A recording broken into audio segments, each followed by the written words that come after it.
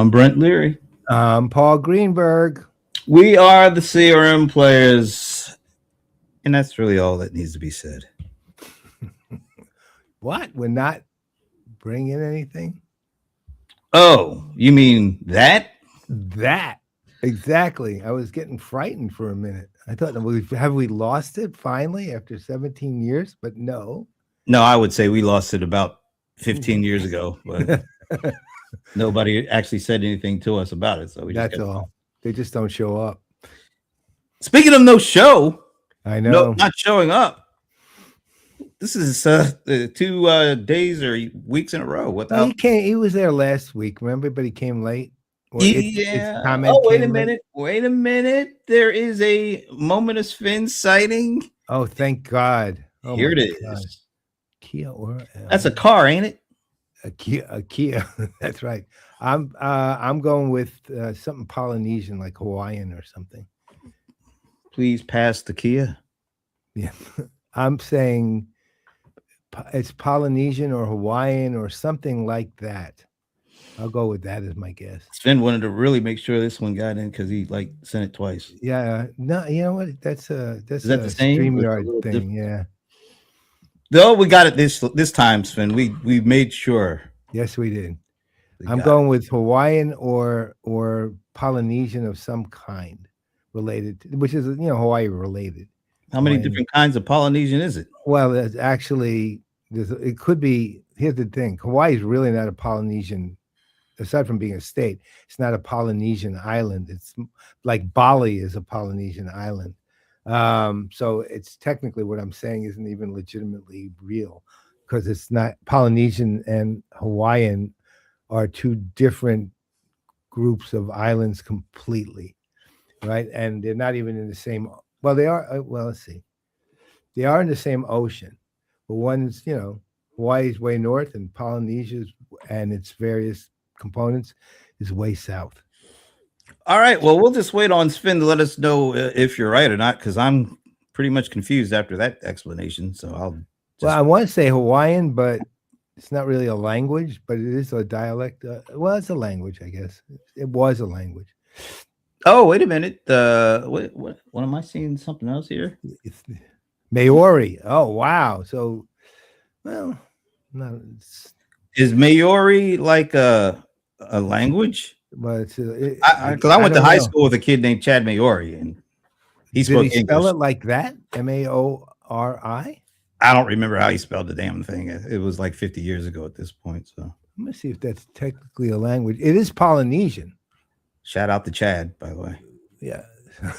Wherever he is. I don't know if Maori is I guess it is a language, but one thing I can tell you is Maori are Polynesian. All right. Well, they are Polynesian. So, Sven, let us know. Does that mean that the Venerable Paul Greenberg is correct or not? Because I still don't know if you're right. Well, so the Maori, I know. I thought they were like a group of tribal islanders who were somewhere around New Zealand. Whoa, where'd that come on? Right. So,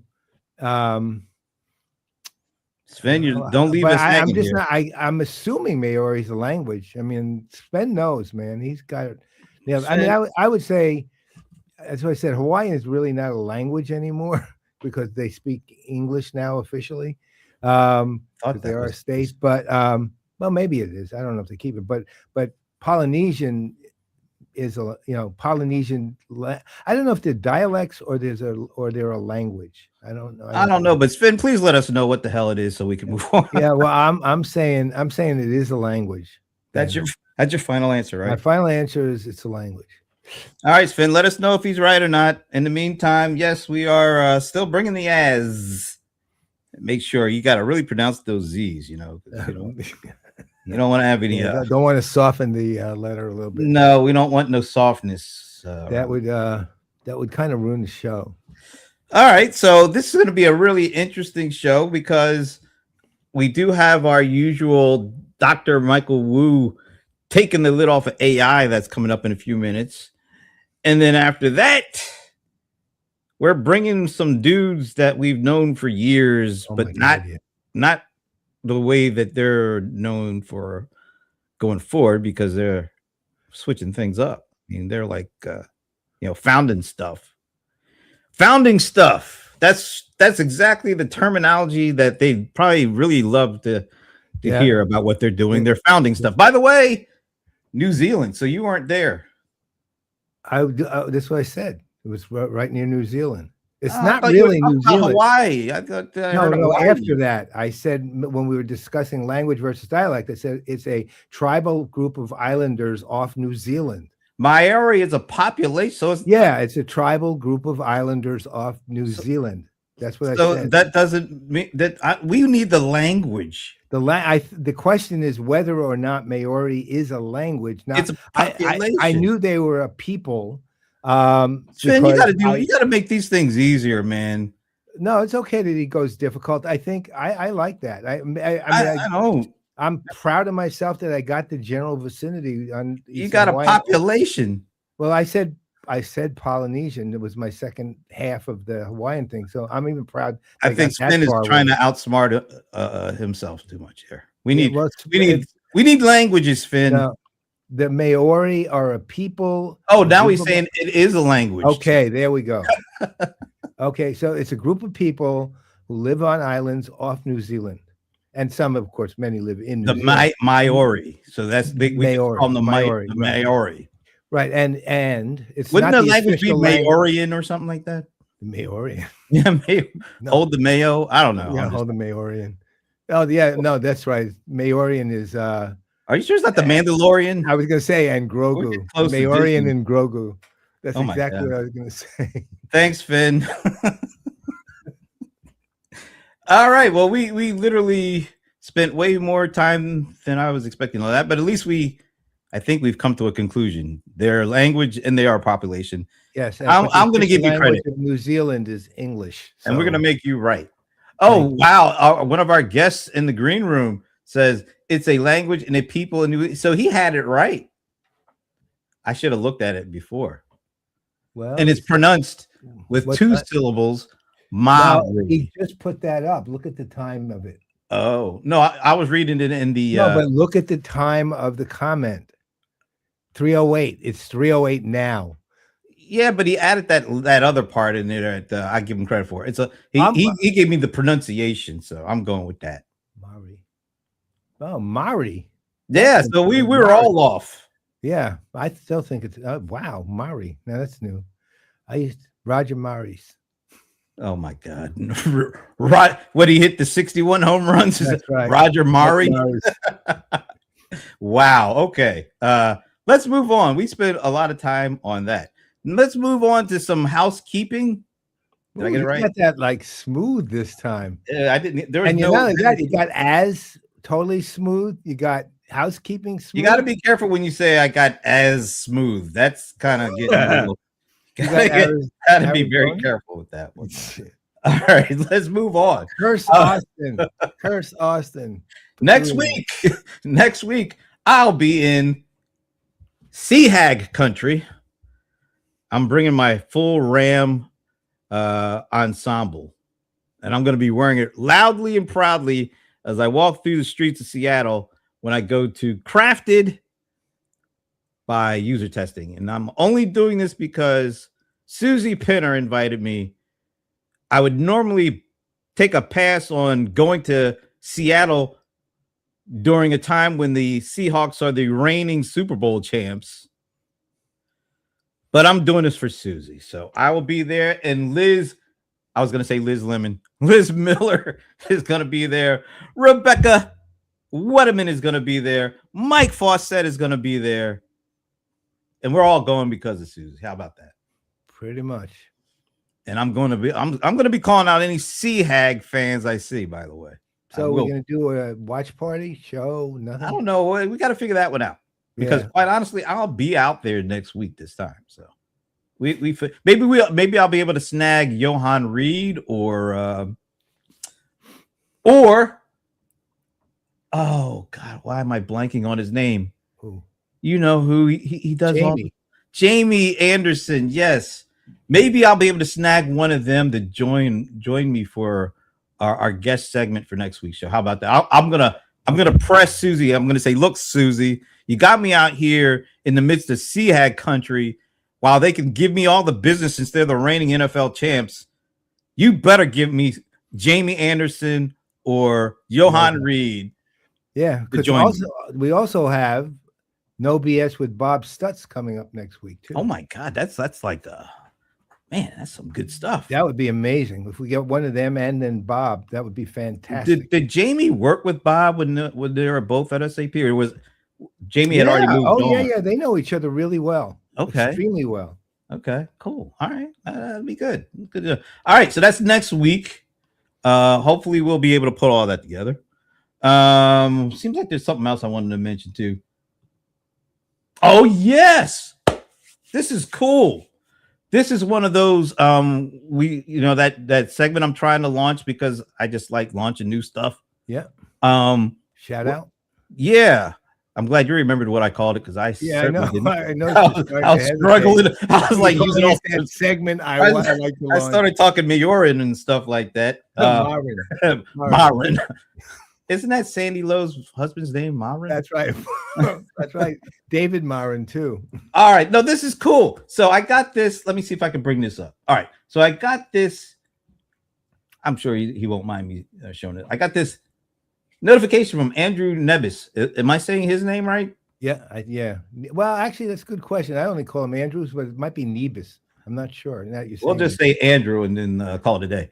All right. So Andrew, who I only really know through Ray Wong and CCE, because I think he's gone to like every one of those things. Yeah, he's an awesome guy. He really is an awesome guy. So I hadn't heard from him or talked to him in a while. So he sent me this LinkedIn message. Been a while. Want to let you know our AXS CCE friend. Now, I really only know him from CCE, not AXS. But was he at AXS, the first one? No, I don't think so. Okay. I think he was at the ones we weren't at. Okay. So our friend Corrigan Brown from Chick-fil-A has written a play that will be at the Atlanta Fringe. First of all, I'd never heard of the Atlanta Fringe Festival. I'll be honest. It's for indie. I actually know about that one. It's for indie playwrights, basically. On the Fringe? Well, they call it that just because that's, theater cutesy. But he wrote a play. Yeah, that's phenomenal. I'm jealous too. Babylon is an action verb. Yeah, I wish I could go to the play just to understand, what that kind of means. But it sounds very intriguing. May 28th to June 6th. Guess where I'm going on May 27th? Where? Seattle. What? Yeah. So I will not. So Andrew is going to be there on May 28th. Andrew is actually coming down to Atlanta to support Corrigan. I thought this is so cool. It had to be a shout out. Oh, I absolutely agree with you. This is. I'm telling you, I am jealous of Corrigan Brown. I would love to write a play. Why don't you? Well, I mean, I've had ideas. Right now, I'm going to write a book. I'm writing my last. You're going to do something you've never done before, huh? Once again, my last book. For the 8th time, I'm writing. Is that the title of it? Once again, your might as well name it that because I keep saying I'm never gonna. I literally, if you go back into CRM Speed of Light, I have 3 or 4 different places where I say I'm never writing another business book again. And then you write another editions. One. Yeah. This what Corrigan's doing is off the charts, fantastic, and he's got it produced and directed. Man, I mean he's gonna be on the stage. Wow. Yeah, I really wish I could be here because I've only met him twice, but I like the guy. He's very personable, friendly. He even bought us. Remember, he bought us those free passes for Chick-fil-A stuff. I still have them all. I gave them to my contractors because those guys work pretty hard. Well, you know what? Though? By the way, Andrew, next time you say our friend, it's our friend from CCE IRL. Yeah, that's right, Andrew. Right. Yeah. Well, Andrew wasn't at IRL, was he? He's invited, and he had an invite. So okay. He has no excuse. Andrew, so he has to come to legitimize. Yeah. So Andrew, it's CCE IRL, our friend Corrigan Brown, because Corrigan was there. By the way, in our private chat, our guests, one of the guests says instead of sea hags, he calls them sea chickens. It's all right. Pretty good. And still can't believe they're. Yeah, I know. It's gonna be rough on me next week going out there with my Rams gear. I don't know why you did it. I mean, even for Susie, that's the stretch. Yeah, and then one of our other guests says yet another last book for Paul. Yes, Yeah. there you go. Well, this time, given I'm 76, it's very likely a last book. So, I don't think I'm going to be writing another one. But this one's magnum opus, or opus magnum. No, magnum opus. That's okay, magnum opus. Whichever you say is fine. All right, before I'm keeping a lookout for Michael Wu. I haven't seen him yet, so I'm gonna play a couple of clips because you know what, we are growing here at the PPN. I guess that's what we call it. Yeah. Yesterday, our mutual buddy for years, Ron Miller, the former enterprise tech reporter for TechCrunch, and now he's doing his own thing with Fast Forward, and he is working with us on his video show, Fast Forward on PPN. You know, people pay millions of dollars to get names for stuff, right?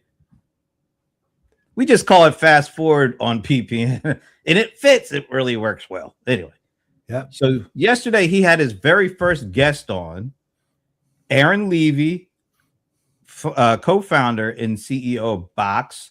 It was great. It was really interesting. It's so cool to just, they've known each other for years, and you could tell the conversation just flowed. I want to play just a little piece of a conversation because I thought this was really interesting, and maybe that's even sets up Michael Wu to talk about lit off of AI somewhere.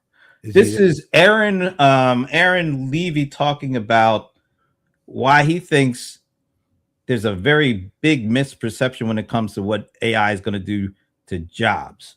So let me play this clip and see what he has to say. If I could only find him. Oh, there he is. All right, here we go.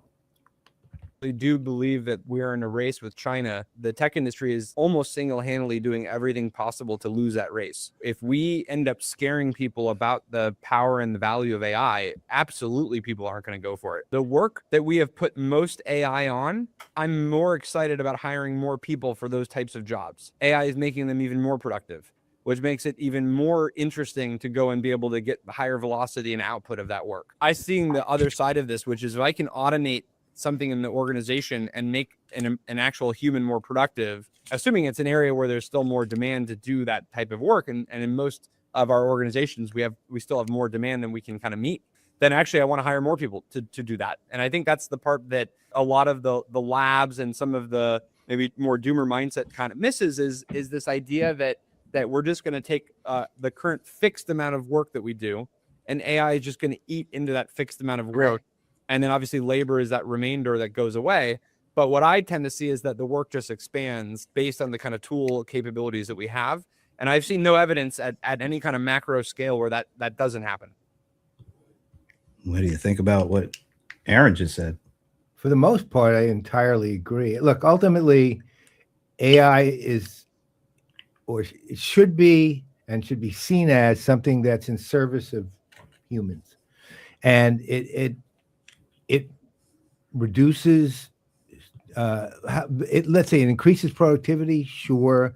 It can help solve problems that humans provided.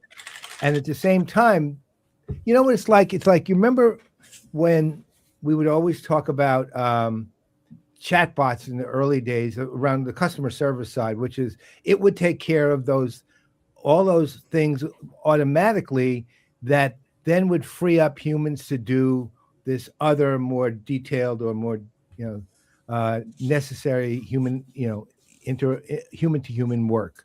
And it's effectively meaning it frees up time, it frees up effort, it eliminates a lot of the things that humans can either do not as well or it takes them a longer time. And to Aaron's point, he said that's not room for eliminating the humans, that's room for growth, right? It's a way to expand what you can do now because you have more time and more results to do that. And so I absolutely agree with him there. The one thing I will say, though, I mean, I think there's an underestimation of the number of people who actually believe exactly what Aaron said. the tendency is the other people, the ones who are louder, losing, it's doing all the bad things. All these things are horrible. They're louder than the people who are saying, or those people who are saying, yeah, it'll streamline our efficiency. We're going to lay off people as a result. They the one, because they do lay off people, they're the ones who get all the PR, and that's what everyone sees. But the reality, Aaron's reality is, I think, a reality that, or at least his hope is a reality that other people, I think, very much believe in. It's just that they're being drowned out right now. So what about you? What are you thinking? I think you kind of couple that with something that Bill McDermott said at the ServiceNow the opening keynote, where he said, now he didn't answer the question about what's going to happen directly with job loss and all that. But what he said is there is going to be a labor shortage of 51 million job openings between now and 2030. Now, 50 million, he didn't say humans, he said workers. Workers are not just humans now, they are agents, they are devices, they are all these things. So it sounds like those two are aligned up and they have a pretty good argument. But sometimes that argument gets lost in the weeds when you see the headlines of 10,000 people getting offed, like what's going on with Meta right now. So I think in the long run, I think they're right. I think in the short run, because there is now a misalignment of workforce to openings that are going to be happening, we're going to hear more of the arguments around the job loss until all the big shakeup happens, and then there's more alignment going on between the new jobs that people are going to be working and alongside the agents and the devices. But right now, everybody's really focused on the current people losing their jobs, and I can understand that. To your point, and I'll make this my final point on this, is that everyone says, AI, we're going to lose jobs. No, the reality is the reason people are losing jobs is because of the outlook of the leadership of those companies when it comes to AI, not because of AI, right? And the reality, remember that whole thing that you people have always said, look, as if he had the chance, he could do great things. Well, the reality is AI gives a lot of people a potential chance, but it's up to the leadership to actually get. AI creates the opportunity, but it's up to the leadership to decide what to do with it. And unfortunately, a lot of them, and we can name all the names we want, but a lot of those leaders are saying, yeah, well, we'll just streamline, we'll save money, not will improve what we do, not will give the workforce new opportunities, but they could. It's not that they couldn't, because effectively, why?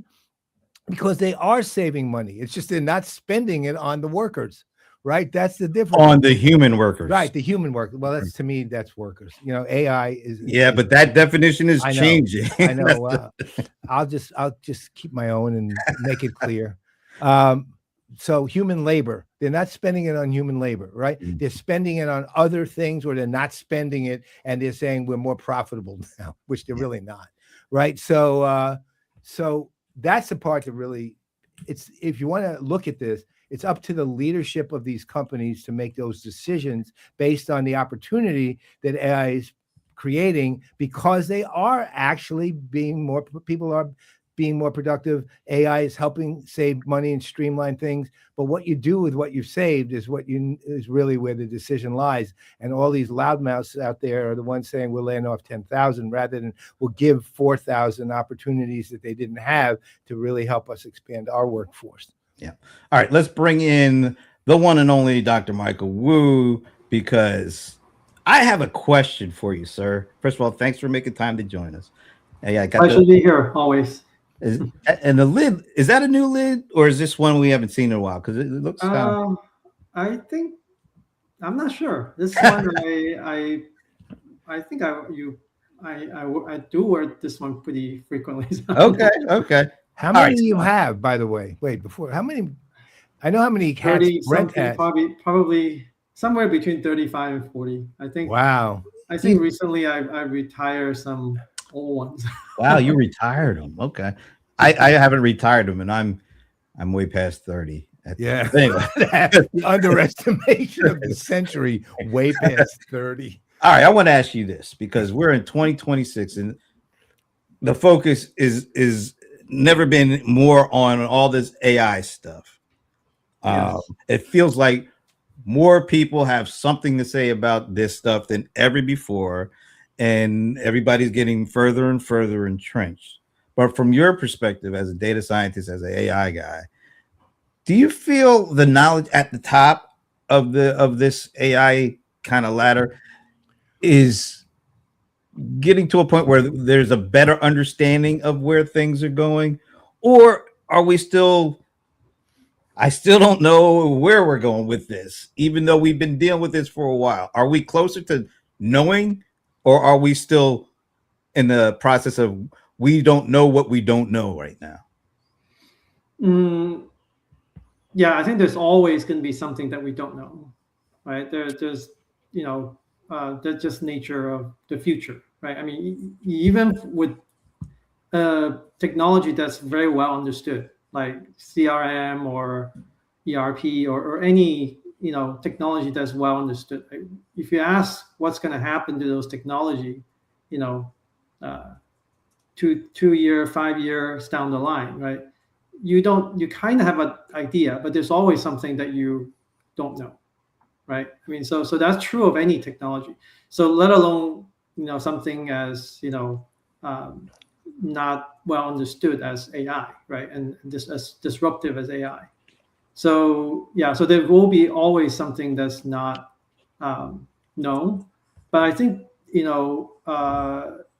there's a lot that we do understand today. I mean, even from a scientific foundational level, right? I mean, a lot of people used to think that AI, are built on this neural network and they're these black box models, and so therefore they cannot be understood, right? There's actually nothing, preventing us from understanding it. It's just that it's complex. That's all. It's just it's a matter of complexity. So recently, I think in the past, maybe a couple of years or so, 2 3 years, there's a lot of work has been developed to essentially reverse engineer this type of neural network, a trained neural network, and a large scale one such as a language model, operational one, right? They could actually essentially open this black box and see what's going on inside this black box and really understand at the circuit level, what's going on, how the neural network come to the decision and the output that they provide. Okay, so I think there's a lot of progress has been made, and there's I think so. So that's on the scientific front, right?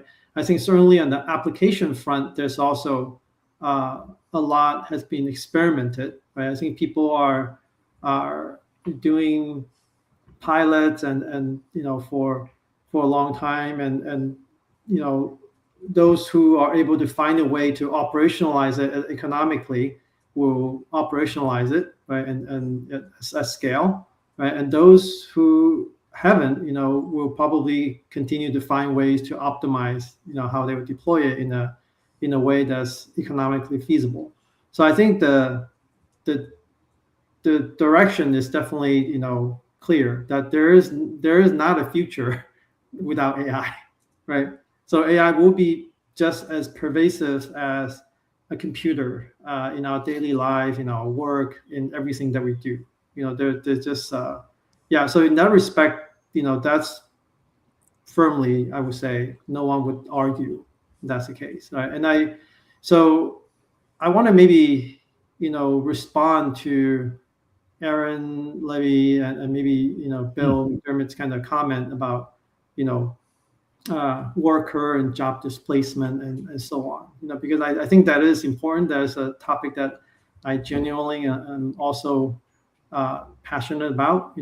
I think that this is a time that we need to get this right. I think companies need to get this right. Otherwise, we keep, as you said, like we keep hearing big tech, laying off, thousands, not tens of thousands of employees, right? Yeah, that's just gonna scare people away, and we will, ultimately fall behind, right? Even though we have better model, if no one is using it, people are afraid of using it because in fear of losing their job, right? Then yeah, our adversary will, because their people don't have a choice, right? They just say you got to use it, or or something terrible will happen to you, right? They don't have that freedom of choice, right? So they are gonna be operating as scale or an efficiency that human just cannot, compete with. There's just no way, absolutely no way. There will be, even if you have 1,000 times, the human workforce, you just cannot compete, right? It's just not feasible. Yeah. So I think we need to get this right. So that's important, right? And I guess the question is, how do we get this right? Right. I think so recently I've come across a very inspiring use case, right? And it's precisely what you said, Paul, about like, there is efficiency gain and there's cost saving, but what do companies do with those money saved, right? Exactly. So this is the case of IKEA. So IKEA actually launched a chatbot to essentially be the front line of their customer service, department. Essentially, they were essentially the tier one kind of service agents, right? So they're able to handle quite a bit, more than 50% of the inquiries that's coming in, and so they end up, they don't need as many, support agents, service agents anymore. So what do they do with it? Normally, if you're a company, what would you do? If you are a myopic company, right, like some of those that we hear in the headlines, right, you would just lay off those people, right? But they didn't lay off, these. There's actually quite a number of them. So I think it's more than 8,500 people or something like that. It was quite a big number. They didn't lay them off. They actually, reskilled them and trained them to be interior designers, right? And and when they actually train them to be interior, so what they also find out from these chatbots is like a lot of these questions, the inquiry that comes in, are interior design questions. So they actually retrain these people to be interior designers and provide it as a service, okay?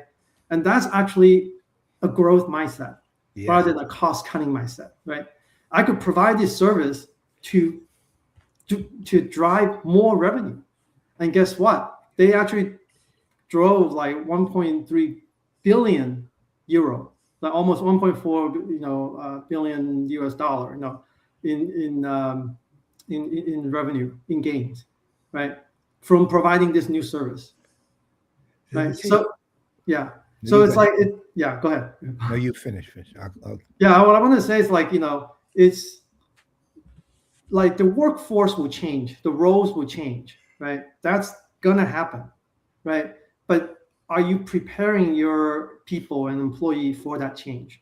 Are you equipping them to make that change, right? So you hear people talk about, right now, one of the most disruptive, I would say, use case of AI is in, it's software engineering, right? Right now, people could vibe code a lot of things. The quality is probably still, I would say, not on par with the experienced engineer, but that they could do a lot, and the engineers the real human engineer can just act as essentially the gatekeeper, right? You have to meet a certain quality before they would, otherwise they just tell the agent to go do more work. And and that's fine. The agent could do work 24/7. They don't need to sleep, right? They could just keep crunching on it until they reach some quality standard that the human engineer would essentially sign off on them, right?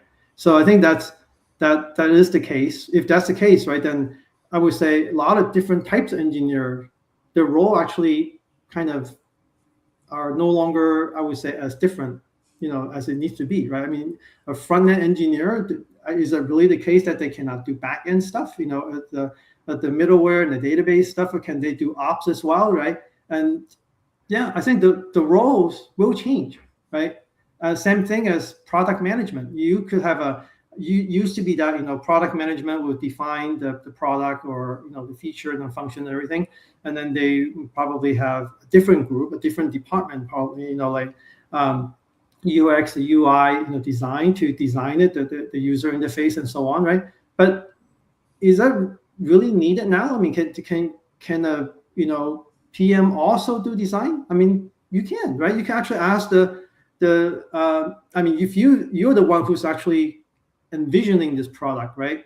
You kind of have an idea, right? Rather than writing out those images of what you envision in your head, right, and communicate it to another person to have them mock up the design, right? Why don't you just, very simply prompt the AI to actually give you a design? You could probably give you 10 designs. You could pick one, pick your top 3, and then say what you like and don't like about it, and then have them iterate on that, right? And that doesn't take a lot of time, right?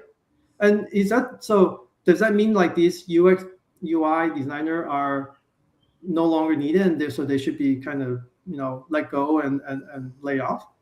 No, I mean, they could also do like product management, right? They could actually learn from this product manager to do product management. And now instead of having like, I don't know, a company may have like 10 product managers, right? Now all of a sudden you have 20. You could actually release more products, right? So that's that growth mindset that company have to have, rather than a cost cutting mindset. I think that's what Aaron was speaking directly to that.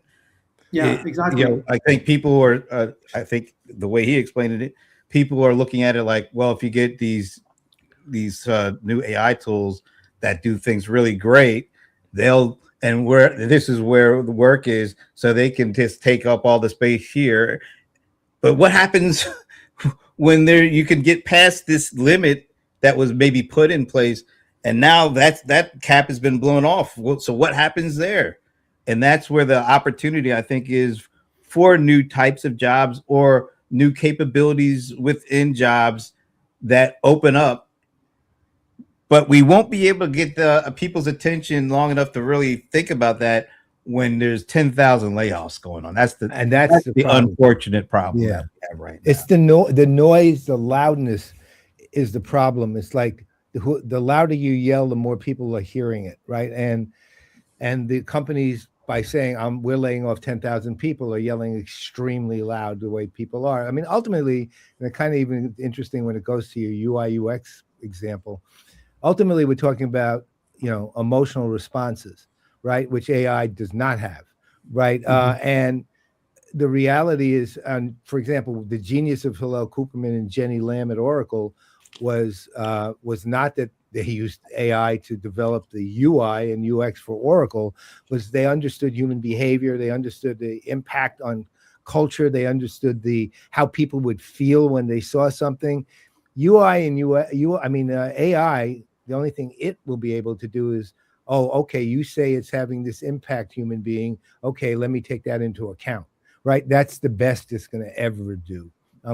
So, that aspect of it, the fact, in effect, the right brain is still always going to be a human thing, right? So it's really not. I mean, AI can mimic it and does really, and and humans respond accordingly, but it's mimicking it, and humans are the ones responding to it because it's mimicking humans. Yeah, right. It could definitely learn about it, right? And what kind of design is considered, aesthetic or pleasant or effective, but it is essentially and eventually a human kind of trait, right? To understand how a user interaction feels. So I mean, the only way that the AI is going to know how human feels. Human let them know, right?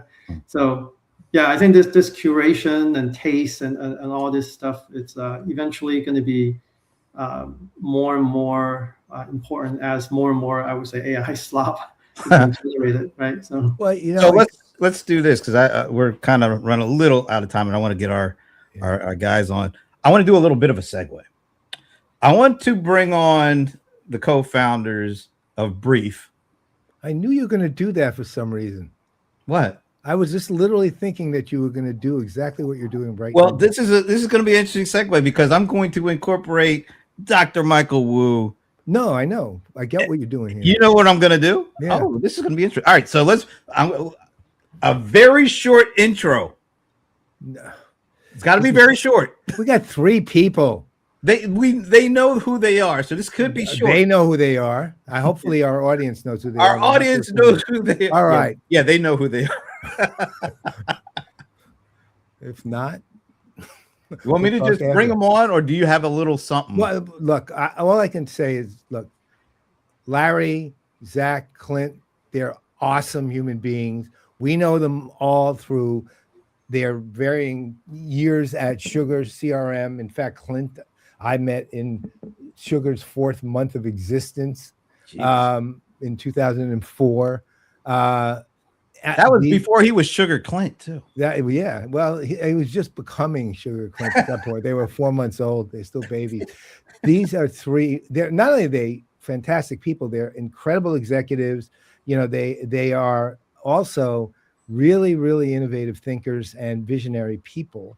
And, you know, I just love them. I mean, that's all I can tell you. Let's bring them on. So we won't, that way we won't.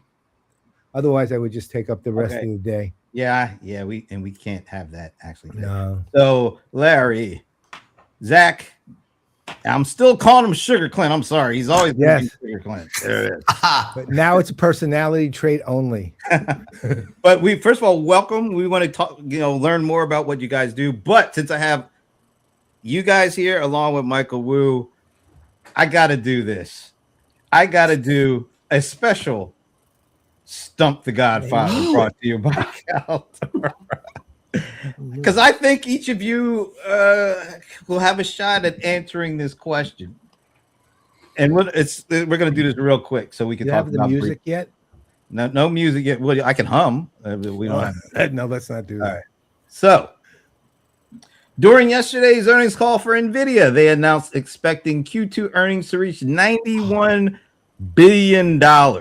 Just one quarter. $91 billion. All right. How much of that do they estimate will come from sales in China? I have to answer last, so it's up to you guys. Okay, yeah, you will be the last. So whoever wants to jump in with a number, feel free. Anybody out there wants to? I'll just throw out 25%. By the way, Michael, great to see you. It's been too long, but I'll throw out 25%. That's my opening bid. This feels like Price is Right. I thought they were banned from exporting to China. So, well, yeah, I was kind of going down Michael's path here. So maybe their older stuff. I don't know. I think it's small. I'm going to go with 10 billion. Brent, are you asking for a number, a dollar value, or are you asking for? Well, I mean, if 10 billion is easy, 25% of 91 billion is okay. Whatever. That's less than 23.75 billion is my number. you don't want to round up? Nope. That's a Gartner. That's a Gartner future forecast. My calculator said. All right, Zac. I'm going to go with 5 billion. 5. So we got 5 billion. We got 10 billion. We got 23 point whatever the hell it is, 24 billion. And Michael, what was your official?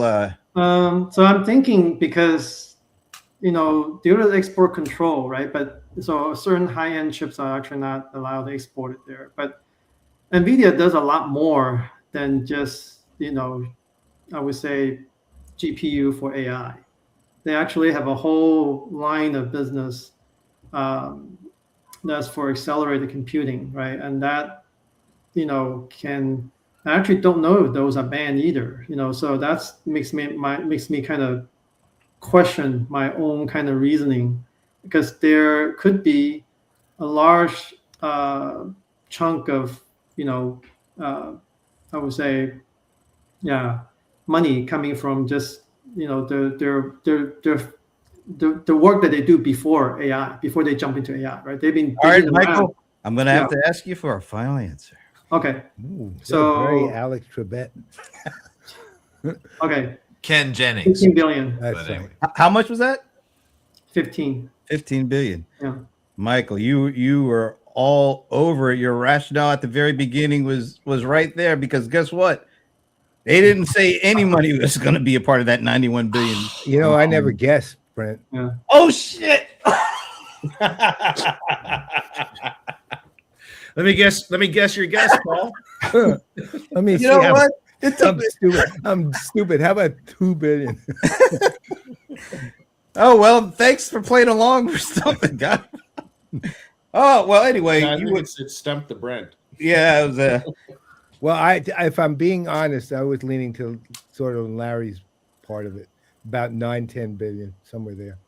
thanks for the honesty. All right. So wait, so Zac is our winner, right? No, was he the well?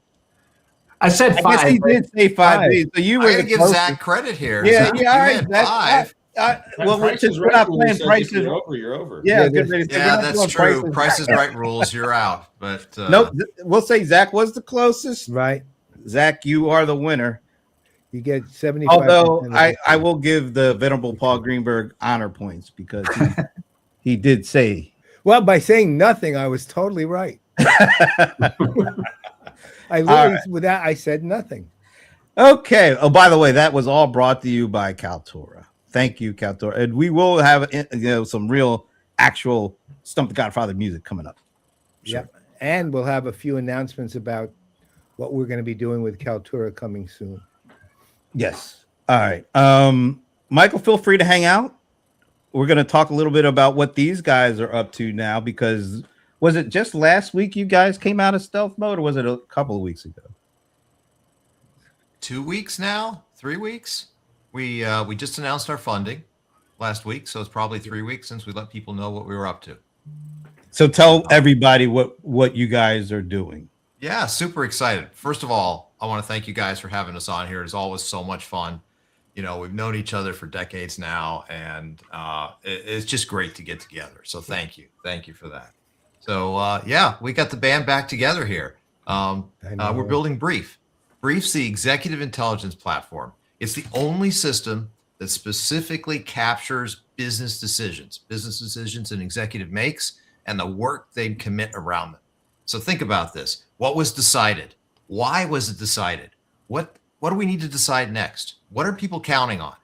You know, I've seen executives try and make decisions or walk into meetings where they were unprepared. I've seen that too often. And it's not because they don't have information. We got tons of information at our disposal. It's because the tools they have, the systems, don't organize that information around the decisions they're making, around what they need to know at the time. The executive has to go find all that. They have to be the person who assembles all that context. You know, there's nothing that answers what information I need for a decision. What information do I need for a conversation? And we've seen that our whole careers. We saw it in CRM. I saw it at Amazon. I saw it at Sugar. And we are excited about the world of AI because it's finally letting us build it. So, I mean, I've got There you go. 20 million questions for you guys. And they just got $5 million, by the way. So Yeah. congrats Well, to that. that means it's, what's that? What's $5 million, 20 million questions? There you Do the go. math. Right. So, question number one is, okay, so you have explicitly said you're creating a new category. And we've had those discussions before. I know we had them, Clint, if you remember, we literally had it at the advisory session years ago at Sugar. But category creations, as you all know, it's a huge deal. It's not a small, even big deal. It's a huge deal. And it takes a huge amount of time, effort, investment, thought leadership, all the other elements we can run off. How are you going to do this? I mean, that's a really big job. And I think you got something legitimate here. It's just, getting a, because you Well, literally the have to create. starting You know how it point of works. that, Paul, Create. is You have to create it competitive. demands to be a new category, right? It's a topic that no other software out there is really solving, right? And so just looking at it by itself, trying to shoehorn it into another category just doesn't make sense. But along your lines of how do we actually create the category? Well, really it starts about driving thought leadership and really calling out the pain that people have been suffering, the pain that we call context blindness, that credibility issue that I think we've all suffered of walking into a meeting, getting onto a call, meeting somebody face to face. Have I met you before? Do I know you? What did we talk about last? Oh, shoot. Did I do that commitment, that follow-up that I talked about last time? We all live it. And in the end, credibility as an executive is how we as humans, and I want to talk about that one in a second, establish ourselves in our own business careers and stand out. And we think about that pain every day. I know I'm kind of an ADHD type person. I've been looking for a new system to organize myself almost every week, my entire life, let alone my own business career. And as we thought about this, we thought, the starting point is to talk about the pain that's out there, and then talk about this new category software, and then drive that out into the marketplace, well, through formats like this. I think there might be a book ahead of us, possibly, right? All that type of stuff. So yeah, that's what we're doing, Paul. Okay. Can I jump in? I have just a real quick question, because you guys have been around for a little while. When you talk about building a new category or kind of branding a new category, is that easier today with the AI tools and with kind of the things that we have at our disposal? Or is it just as tough as it was 5-10 years ago? Because it still takes, it's a resource intensive exercise to try to build a category. And that usually took small companies out of the equation. Do you think in today's world, a small group of people can do that successfully as compared to like a decade ago? Well, I'll let my fellow colleagues here jump in a second with their opinions on this. In fact, Larry and I had this exact discussion in the last couple of days. I'm the one who's saying this is the one that needs to be a category, saying, okay, this is a lot of work, right?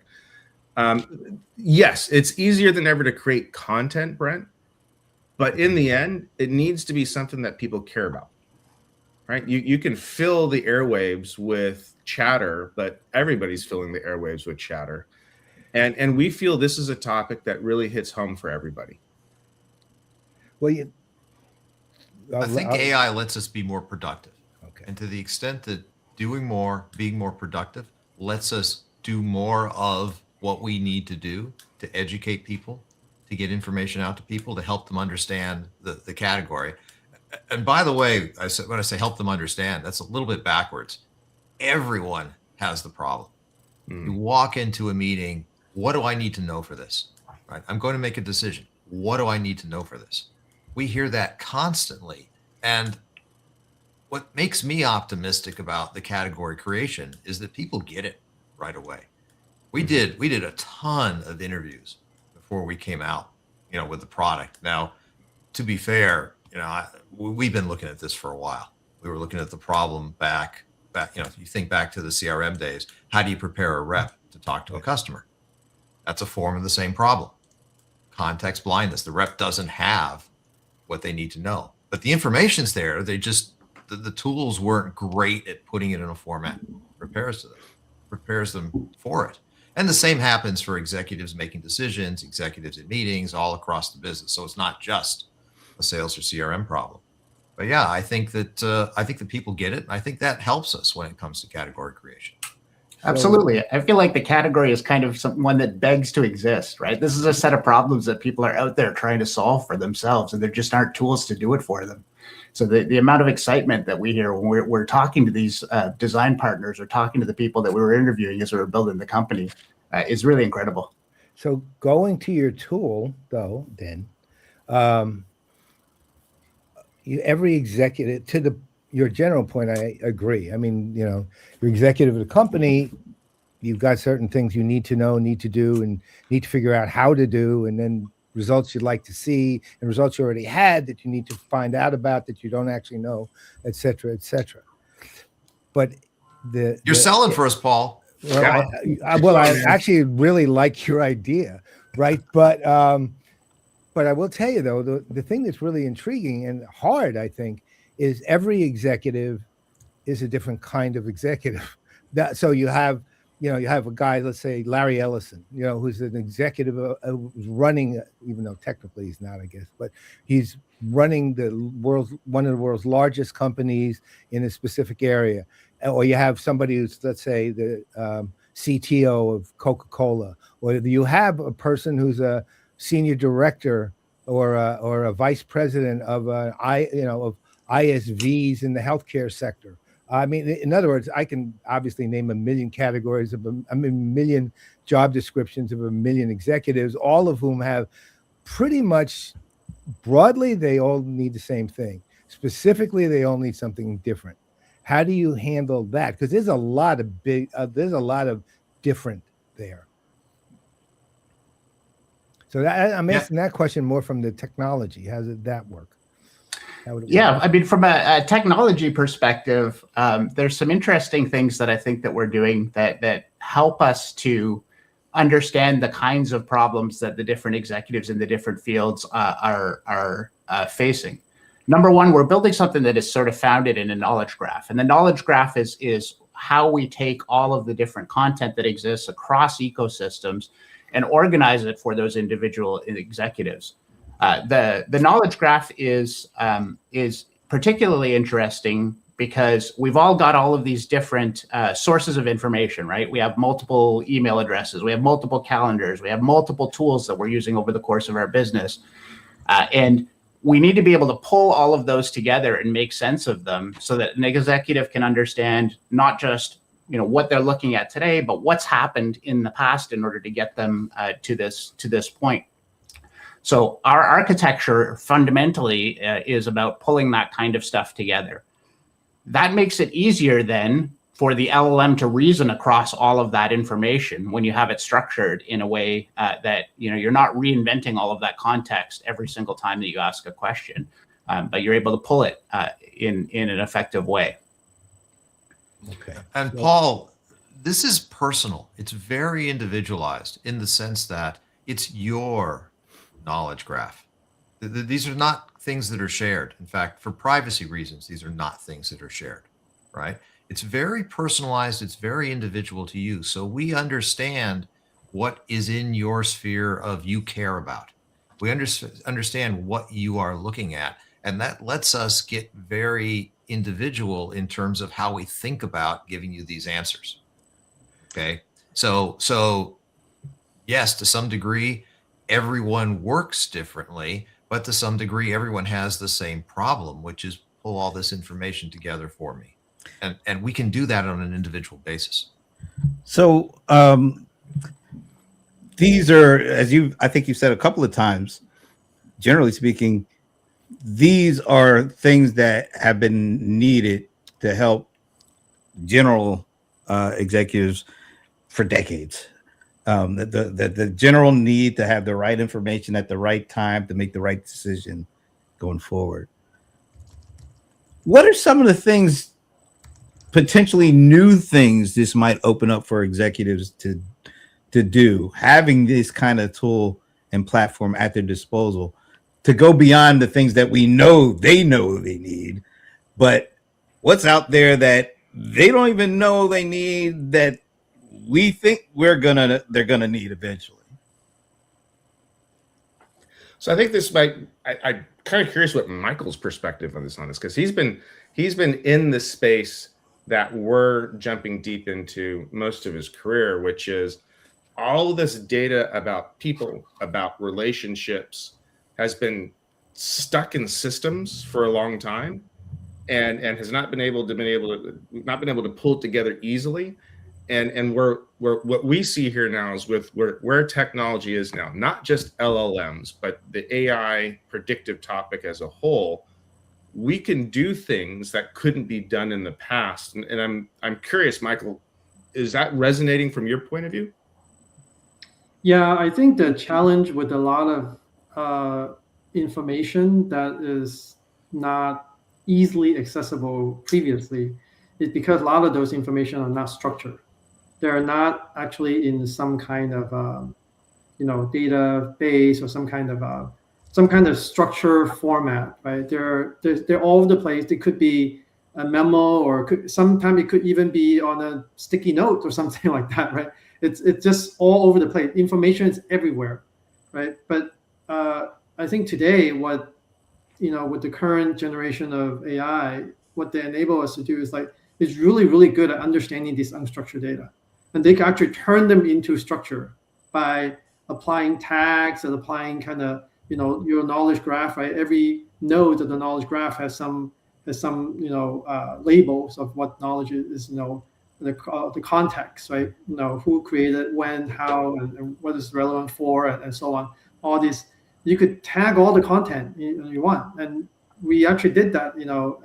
When I was still at Pros, we did it for governance purpose. What kind of content that was created are internal, proprietary. What kind of things are for governance purpose, right? But it can be tagged with anything, any set of label that you want. What is this piece of content about?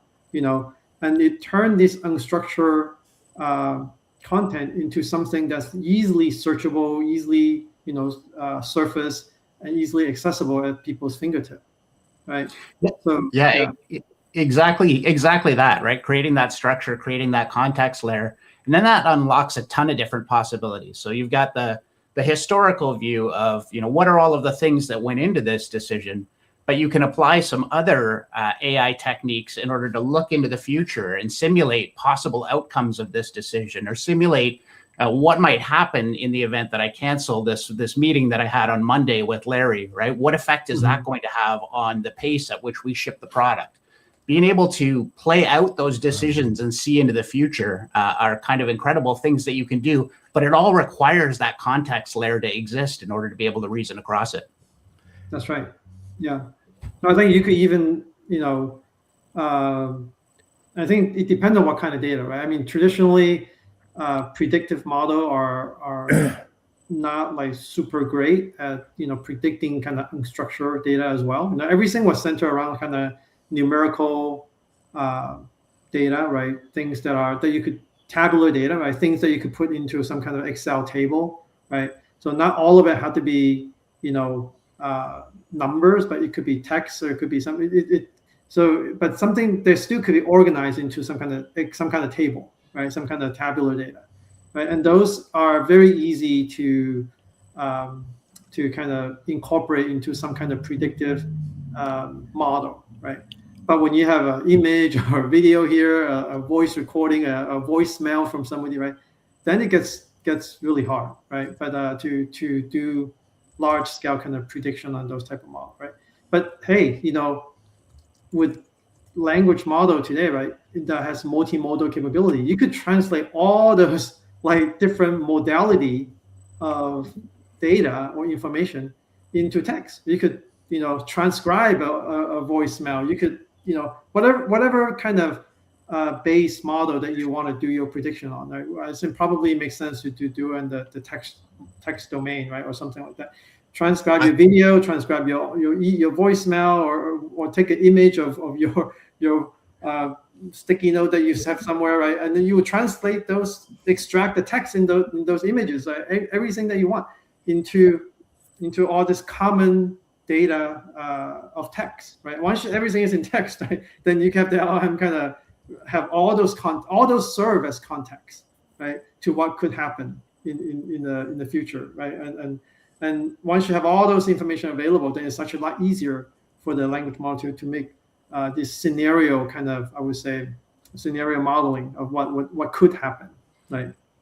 As Michael, exactly right here. And as these, one of the things that we've seen now in AI is the introduction of things like world models.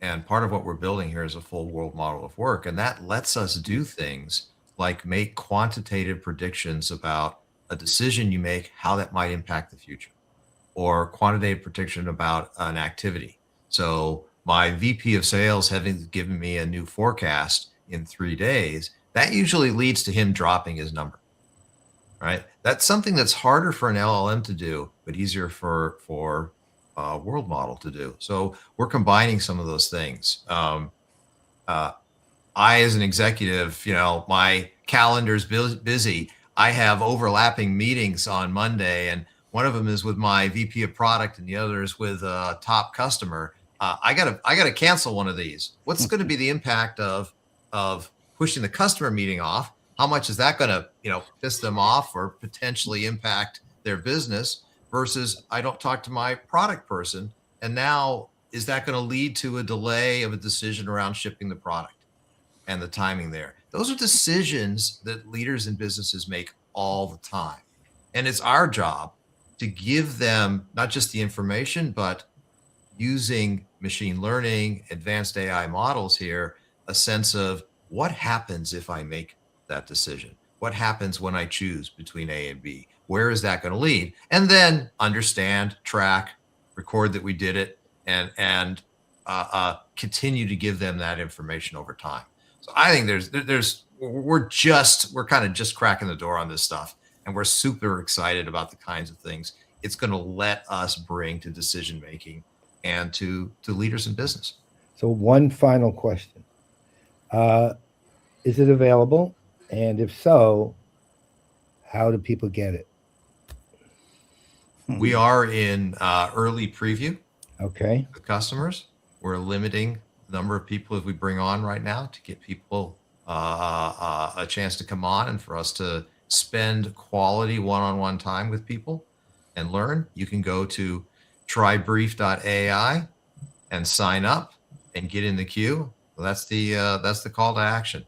Okay. Go to Brief.ai, put your name in, and we'll put you in the queue. Wait for the callback. I just want to make sure. Is there any truth to what I heard about if somebody wants to get in on this, but they're a Rams fan, that's a yeah, it's factor? unfortunate. I'm sorry, we had to draw the line somewhere, and it was a pretty obvious line for me to draw. And I couldn't help I see the Niner hat on. Do you have any advice for me as I go into Seattle next week and face the sea? Wear that cap with pride, man. It's the Sea Chickens. It's Seattle. They're not going to do anything, but they might. They don't care in Seattle. No. Okay. Not real fans. I think you need to go full wardrobe. Okay. All right. One real quick last question. You guys were the early days of Sugar. Now you're the early days of Brief. Are there any big similarities, any big differences, anything that you think you'll be able to do that you weren't able to do now with Brief than in the early days of Sugar? Well, certainly from a technology perspective, the world has changed dramatically in the last 20 years. I look on the CRM market, SaaS as a whole was based around a lot of clicking, right? A lot of clicking to get value out of what you needed to do. And our perspective is you shouldn't have to click anything. The information comes right, the insights, the guidance, the next steps should just fit right into your work stream in a way that you almost didn't even quite notice. And that's a very different perspective from a product perspective. That's the first thing that comes to my mind. For me, it's the ability to go from idea to execution, right? It's almost free right now to write code. So you can have 5 different ideas, and then historically you would get 10 people in a room and debate which one of those ideas you're going to explore because it was so expensive to actually go out and implement them. When now, frankly, why would you not just do them all and test them and see which one wins? It's a really cool time from that perspective. Yeah, I'll echo that. It's super. First of all, it's super exciting to be in a small room of people where you can get the whole company in one room and really get everybody focused, go in the same direction. Everyone understands the problem. That's super exciting. I love that stage of business. But we can build stuff so much faster now. We can have a conversation with someone, understand their problem. We can be back at the table with them in a week with, here's what we've done. Here's the solution. And that cycle being so fast is super fun for particular. I mean, I'm a builder. I love creation. I love bringing things to people. I love helping people get their job done. Right. And, being able to do that now, I tell you, AI has super empowered me. I haven't been this excited in a long time. And I got to give credit. AI has enabled that. It has really enabled that. So I'm an AI optimist, and that's part of it. Can I add one comment? Sure, absolutely. Yeah, I think this is definitely the case where I said, like I said before, right? Now, everyone can do a lot more. The roles change, right? Larry, you can now be a software engineer. You could be a UI designer if you want to, right? He is. Zac is holding his tongue over here as he cleans up my code. As he cleans up the code that an AI wrote for me. But yes. Yeah, exactly, right? I mean, so you don't need to. I think if you, like I said, if you have an idea, you could turn that idea into real prototypes that other people could work on, right? Rather than translating it through text or requirement. And there's always going to be some information loss when you convert a visual image in your head into text, right? And pictures are worth 1,000 words. I think it's actually worth a lot more than that. You just cannot describe every single detail you imagine in your head, right? So it's just, when you prototype it, okay, this is exactly what I was envisioning, right? You see it, you know it, and then you give it to the people that would take it further, right? Make it like secure, make it scalable, that's their job, right? But you can do a lot. You don't have this communication overhead. You don't have this information loss through communication. So everything is much more precise. Everything can be much faster because if you're communicating visually, kind of the actual prototype, when there's no information loss, there's a lot less iteration that's needed, right? So you can actually iterate a lot more on things that matter rather than iterating on things that actually, just trying to figure out what you're actually trying to say, right? Yep. Before you're like, I meant this, okay, not really. What I meant was this, right? You kind of have to iterate a few times just to get right on what you're trying to convey. Now you can eliminate all that, right? Iterate on what actually matters, right? So, yeah. Nice. All right. Nice way to end it. Shout out to Omar Diaz. See if I put your comment in. I think we're gonna. Okay, I thought we're gonna like cover up half of the panel here because it was a rather long comment. But thanks for leaving that comment. It's really a detailed one, and we really appreciate that. And without going into detail, what he's doing is actually really important. If he can pull that off, I actually took a look at that, and it's a prior part of my life. If it pulls that off, that's a really important product. All right. So on behalf of Larry, Zac, Sugar Clint, and Dr. Michael Wu, I'm Brent Leary. I'm Paul Greenberg. We are the CRM Playaz, and we can't say goodbye to you until we say hello to Minnie. Hey, Minnie. Hey, girl. Bye, Minnie. See ya. Hopefully it's